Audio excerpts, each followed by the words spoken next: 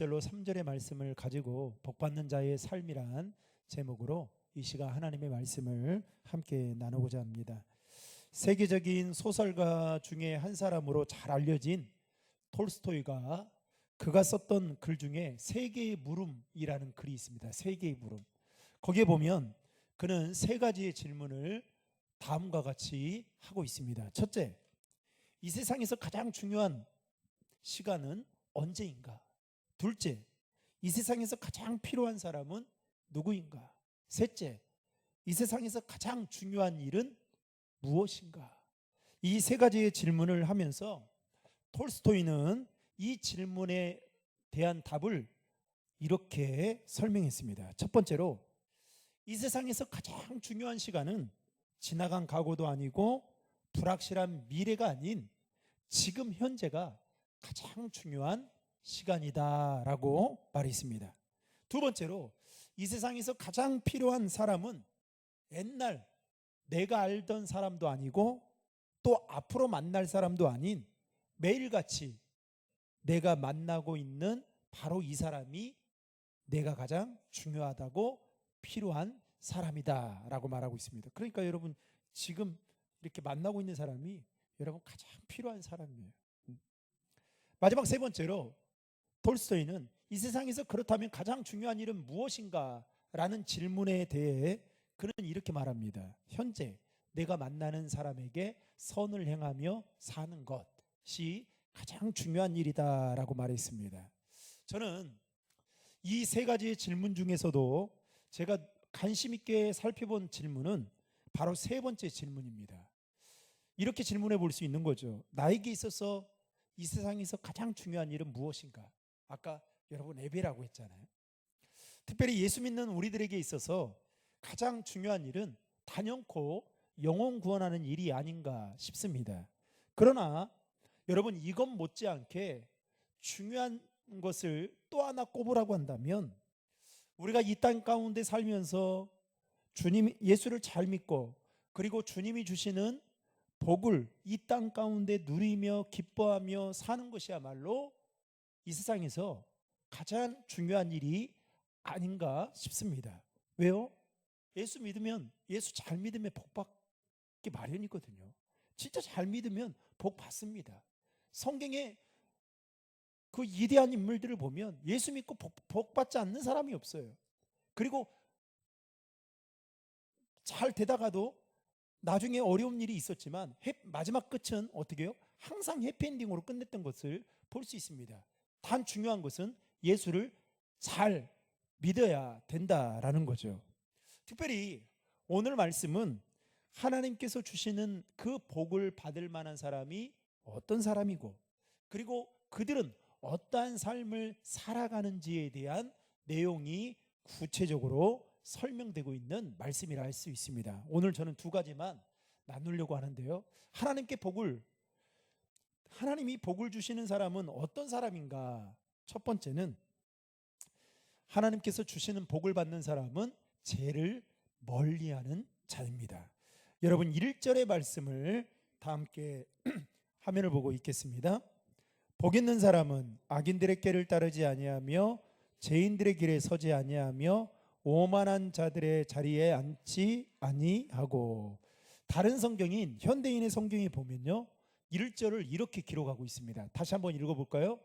복 있는 사람은 악한 자들의 말을 듣지 않고 죄인들을 본받지 않으며 하나님을 조롱하는 자들과 어울리지 않고. 여러분, 쉽게 말하면 세상 제약과 타협하지 않고 구별된 삶을 살아가는 사람이 바로 하나님께서 주시는 복을 받는 자의 삶이다라고 말하고 있습니다.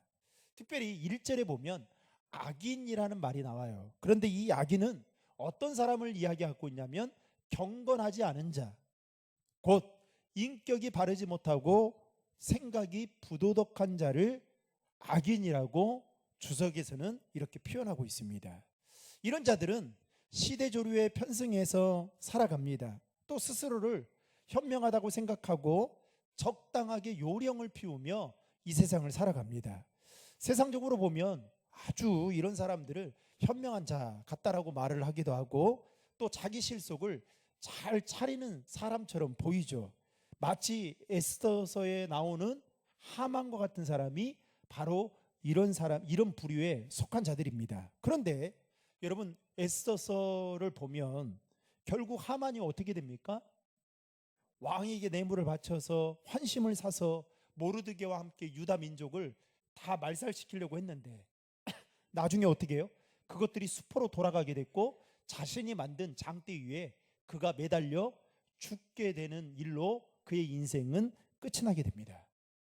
여러분 오늘날 이 제약된 문화가 너무나도 보편화되어서 그야말로 파편적이어서 죄를 지어도 의식조차 느끼지 못하고 살아가는 사람들이 얼마나 많은지 모릅니다.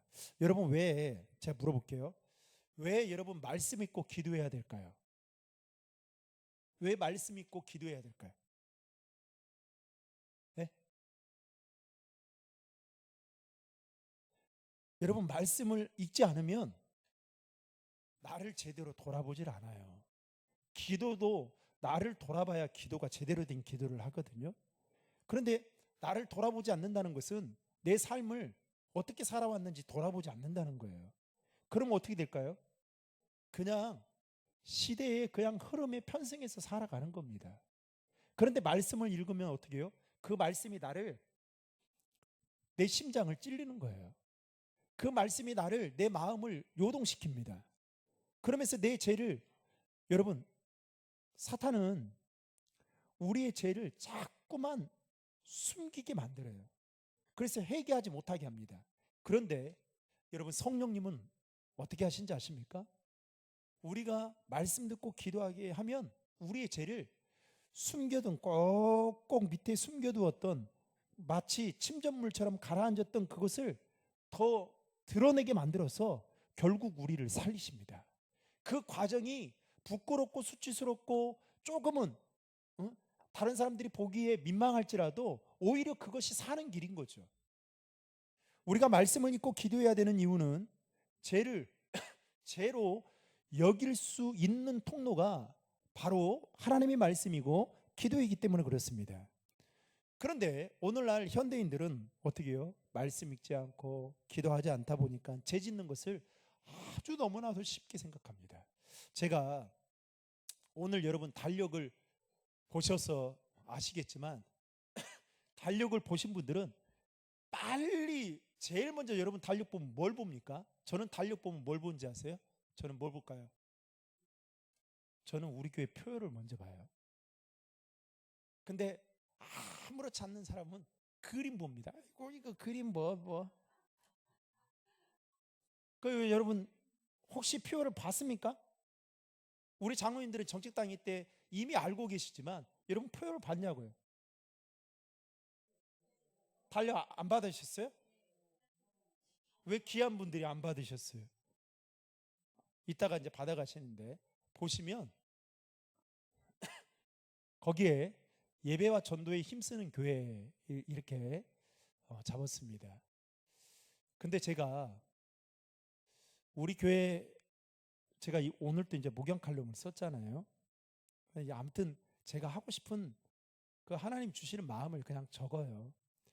그런데 제가 왜 예배라는 말을 여러분 넣었을까? 여러분 올 한 해 여러분들의 신앙을 한번 쭉 한번 돌아봤으면 좋겠어요. 내가 52주를 제대로 예배 드리는 일에 힘썼는가? 제가 제 얼굴에 좀 침 뱉는 것 같지만 우리 교인들이 이 부분이 약한 거예요. 주일 성수하는 이 부분은 아주 그리고 여러분도 한번 생각해 보세요. 제가 올해 이제 정책 당일을 준비하면서 하나님 어떻게 하면 되겠습니까? 그리고 올해는 여러분 잘 알다시피 우리 교회 사역들이 많지 않았잖아요.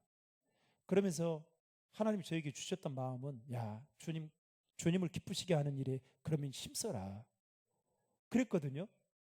그래서 이제 그렇게 표현을 잡은 거예요. 이제 내년에는 정말 우리 교인들이 예배와 전도에 힘쓰면 좋겠다. 그 중에서도 여러분 예배에 성공 못하면 여러분 52주 이거 정말 어떤 사람에게는 쉬운 일일 수도 있지만 여러분 절대 쉽지 않아요. 그런데 여러분 한번 수문이 열리잖아요. 그러면 나중에는 어떻게 되는지 아세요? 주일 성수 하는 거 별 중요하게 생각하지 않습니다. 그래서 내년 그 송구영신 예배 때 여러분들에게 여러분들의 신앙을 체크할 수 있는 교회생활 카드 1년 카드를 제가 제작을 했어요. 그래서 다 나눠 드릴 거예요. 여러분들이 어떻게 주일 성수를 진행하게 되고 헌금 생활은 어떻게 하고 그거를 이 한 장에 체크할 수 있도록 다 만들어 놨습니다. 그래서 그 여러분들이 보면서 그걸로 여러분들의 신앙을 평가하면 됩니다. 그래서 그러고 보면 여러분 우리가 사탄은 어떻게든지 죄 짓는 것을 쉽게 생각하게 하고 그래서 결국 어떻게 해요? 복 받는 자의 삶을 살지 못하도록 방해하는 게 사단이 우리에게 하는 일입니다. 그러나 오늘 시편 기자가 말하고 있는 것은 뭡니까? 복 있는 사람은 죄와 타협하지 않고 자신이 머물러 있어야 할 그 자리를 알고 뜻을 정해서 믿음으로 산다. 그래서 현대인의 성경에는 뭐라고 말하고 있어요? 악한 자들의 말을 듣지 않고 그 다음에 죄인들을 본받지 않고 하나님을 조롱하는 자들과 어울리지 않고 여러분 우리가 들어야 될 걸 들어야 되는 게 중요하죠. 왜냐 악한 사람들의 말 믿지 않는 사람들의 그 유혹의 말을 들어서는 안 되는 거죠. 게다가 우리는 무엇을 본받아야 될까요? 주님을 본받아야 되겠죠. 죄인들을 본받는 것이 아니라 마지막으로 우리가 누구와 어울려야 될까요? 하나님을 조롱하는 자들이요? 믿지 않는 자들이요? 아니요. 제가 어제도 밥을 먹으러 이제 전주에서 이제 올라오면서 밥을 먹으러 식당을 들어갔는데 갑자기 밥을 먹는데 제 귀가 좀 의심이 되는 거예요. 그래서 이제 집사람한테 교회 이야기를 좀 한다. 목사 이야기를 막 한다 그랬어요. 이제 식당에 그냥 밥 먹으러 갔습니다. 저는 고깃집인데 돈이 없어가지고 밥을 먹으러 갔어요. 고기는 못 먹고. 근데 자꾸 목사 이야기 하는 거예요. 그래서 집사람한테 한번 들어보라고 했어요. 그랬더니 뭐 어디 뭐 교회에서 뭐 이렇게 발표회 같은 걸 뭐 하나 했는가 봐. 근데 발표했는데 목사님이 뭐 세상적인 노래인지 뭔지는 모르겠지만 목사님이 마음에 안 들어가지고 막 싫어했다 하면서 막 목사님 이야기를 막 하는 거예요. 그래서 거기까지는 좋았어요. 뭐 그럴 수 있겠지. 그리고 이제 밥을 먹고 나오는데 여자분 한 명이 남자분 두 명이 앉아 있는 거예요. 세 명이. 그것도 연세가 지긋하셔요.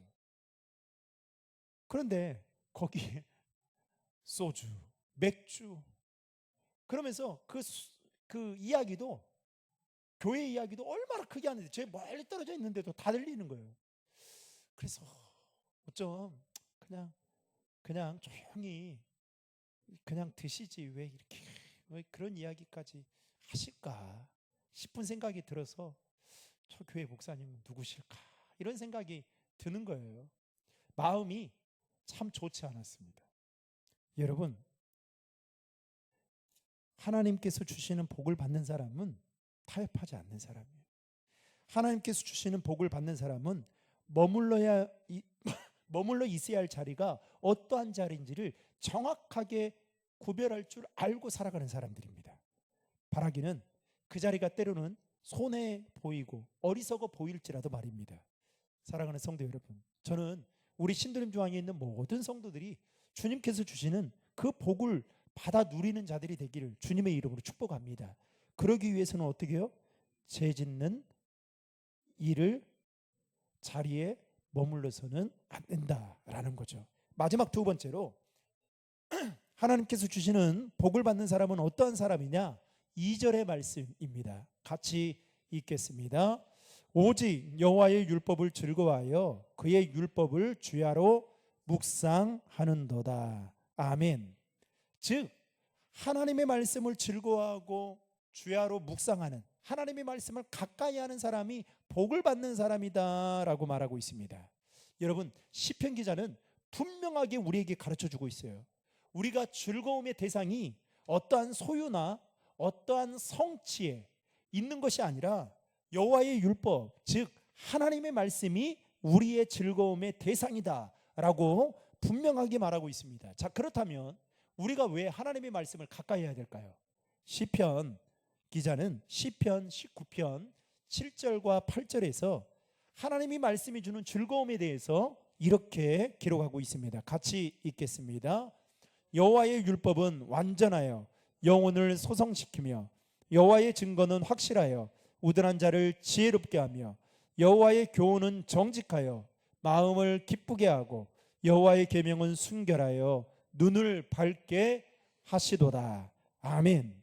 즉 하나님의 말씀은 세상으로부터 지친 저와 여러분들의 영혼을 소생시켜주는 새로운 생명력을 불어넣어 줄 뿐만 아니라 하나님의 말씀은 세상을 힘있게 살아갈 수 있도록 우리에게 용기와 희망을 심어주고 또 우둔한 자를 지혜롭게 하고 우리의 마음을 기쁘게 한다라고 말하고 있습니다. 더 나아가서 우리 안에 있는 영적인 눈을 하나님의 말씀을 통해 뜨게 해주시고 그래서 영적인 분별력을 갖게 하셔서 제약된 길을 피하고 거룩한 삶을 살도록 인도하는 것이 뭐다고요? 하나님의 말씀이다라고 말하고 있습니다. 그러하기에 우리는 시편 기자의 고백처럼 여호와의 말씀을 즐거워하여 죄하러 묵상하는 자의 삶을 살아야 되는 것입니다. 자, 그러할 때 이 시편 기자는 하나님께서 그의 인생을 어떻게 하신다라고 말씀하고 있냐면 3절의 말씀입니다. 다 함께 읽겠습니다. 그는 시냇가에 심은 나무가 철을 따라 열매를 맺으며 그 잎사귀가 마르지 아니함 같으니 그가 하는 모든 일이 다 형통하리로다. 아멘. 한마디로 말하면 하나님께서 죄를 멀리하고 그리고 하나님의 말씀을 가까이 하는 자의 그 사람의 인생을 책임져 주신다라고 말하고 있습니다. 즉 그 사람의 보증인이 되어 주신다라고 하나님은 말씀하고 있는 것입니다. 여러분, 오늘 우리 설교 아까 그 제목 이미지 보셨어요? 거기에 보면 물 위에 나무가 있잖아요.